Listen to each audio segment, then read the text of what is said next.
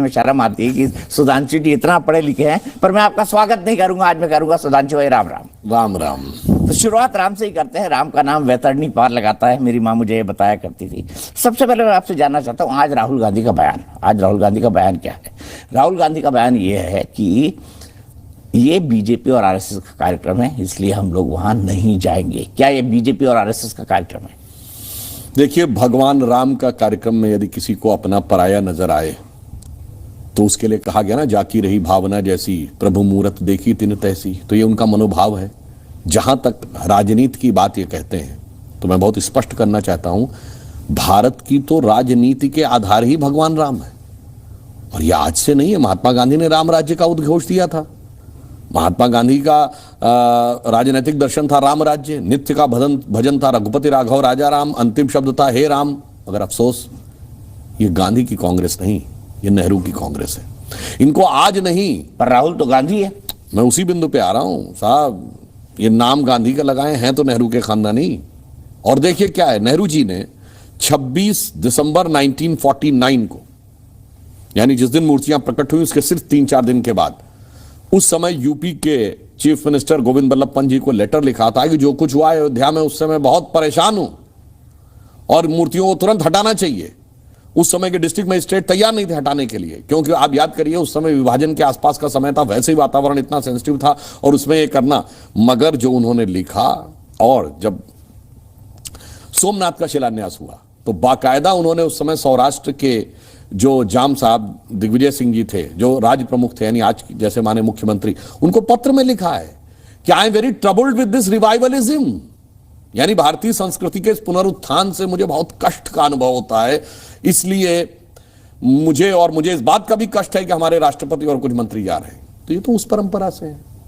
तो मुझे लगता है कि राजनीति सदैव इन्होंने देखी है। और यदि हम चुनावी राजनीति की बात कहें तो भारत के इतिहास में एक ही चुनाव ऐसा है, 1989 का लोकसभा इलेक्शन, जिसकी शुरुआत स्वर्गीय राजीव गांधी ने अयोध्या से राम राज्य के नारे के साथ राम का नाम लेकर की थी। यानी चुनाव में आपने प्रयोग किया। हमारे लिए चुनाव का मुद्दा नहीं, राजनीति का मुद्दा नहीं, भारत की अस्मिता और पहचान का मुद्दा है। इसलिए हमारी सोच और उनकी सोच में जमीन आसमान का अंतर है। लेकिन इस नाम पर राजनीति तो आप कर ही रहे हैं। लोग कहते हैं भगवान राम ही आपको सत्ता तक लेकर आए।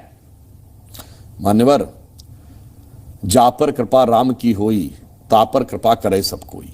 आप शुद्ध अंतःकरण से राम को भजिए, तो अगर आप उनका भजन करेंगे तो सब कुछ प्राप्त होगा। तो मैं कांग्रेस से भी कहना चाहता हूं, रामचरितमानस की एक और चौपाई है, अजहु तात भज तज कुटिलाई, अर्थात आज भी कुटिलता को तज कर अगर भजो, अजहु तात भज तज कुटिलाई, राम भजे गति कह नहीं पाई।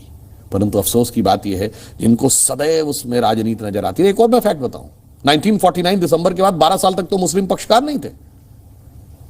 के मोहम्मद ने अपनी किताब में लिखा है कि मुस्लिम समाज में एक बहुत बड़ा तबका यह मान रहा था कि हमें इसमें नहीं पढ़ना चाहिए, पर उसी समय लेफ्ट, लिबरल, सेकुलरिस्ट, इन्होंने जाके उनको भरा। और जब 12 साल का टाइटल सूट का जो लीगल टाइम होता है कि उसके बाद आप नहीं कर सकते, वो खत्म होने में जब 1 हफ्ता रह गया था, दिसंबर 1961 में पैरोकार बने। राजनीति कौन लाया? हम लाए। 76 में रूटीन एक्सकेवेशन में खंबे निकल रहे थे इंदिरा जी के जमाने में, तो वामपंथी इतिहासकारों के प्रभाव में रुकवा दिया गया। हम लाए राजनीति। और एक बात बताइए, नवंबर 1989 में राम राज्य के नारे के साथ अयोध्या से लोकसभा चुनाव का श्री गणेश, और 1 साल के अंदर नवंबर 1990 में कार सेवकों पर गोली चलाने वाली सरकार का समर्थन।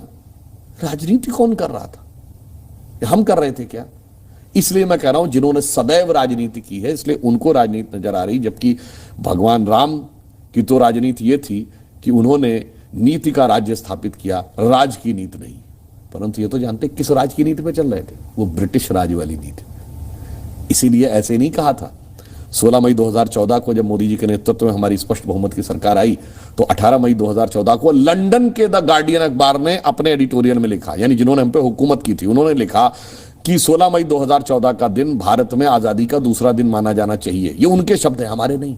और उन्होंने कहा कि इंडिया की सेकंड ट्रिस्ट विद डेस्टिनी, उसका आर्टिकल का शीर्षक ही था India second tourist with destiny. और उन्होंने कहा इसलिए कि लंबे समय तक उस विचार का शासन रहा जो अपनी इंसेप्शन एंड इंस्पिरेशन, यानी उत्पत्ति और प्रेरणा में ब्रिटिश राज की कॉलोनियल लीगेसी यानी उसकी औपनिवेशिक विरासत को ढो रही थी। पहली बार एक ऐसे विचार के हाथ में एब्सोल्यूट सत्ता आई है, पूर्ण सत्ता। अटल जी के जमाने में पूर्ण सत्ता नहीं थी, जिसका ब्रिटिश औपनिवेशिक विरासत से कोई मतलब नहीं है, जो मूलतः भारतीय है। इसलिए मैं आज कह रहा हूं, आज स्वतंत्रता के इस अमृत काल में भारत स्वाधीन तो 47 में हुआ था, पर हमारा तंत्र में स्व नहीं स्थापित हुआ था। आज भारत स्वतंत्रता की वास्तविक प्राण प्रतिष्ठा आज हो रही है, जब हम अपने स्व के ऊपर गर्व करते हुए विश्व को मार्गदर्शन देने के लिए आगे बढ़ रहे हैं। और मोदी जी के नेतृत्व में भारत ने इसमें एक नया आयाम प्राप्त किया।